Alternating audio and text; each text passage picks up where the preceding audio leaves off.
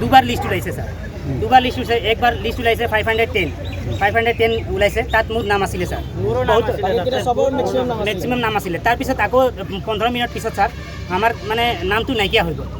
আৰু এটা লিষ্ট আহিছে, তাত আমাৰ নামে নাই, তাত মানে আমাৰ নামটো নাইকিয়া হৈ গৈছে স্যাৰ।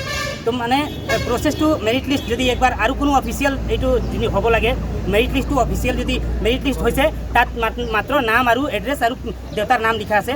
আমাৰ মেৰিট লিষ্টত যিটো পাৰ্চেণ্টেজ যিটো থাকে সেইটো নাই, সেইটো নাইকিয়া হৈ গৈছে।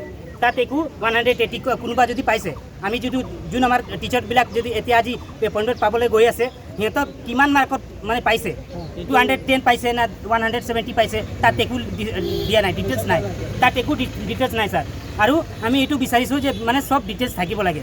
আমি যদি মেৰিট ৱাইজ আমাৰ যদি নাম নাহে, তেতিয়া আমি শান্তি পাম যে আমাৰ এইটো লিষ্টত মেৰিট ৱাইজত আমাৰ নাম অহা নাই। কিন্তু আমাৰ মতে এইটো লিষ্টটো জেনুইন হোৱা নাই ছাৰ। এইটো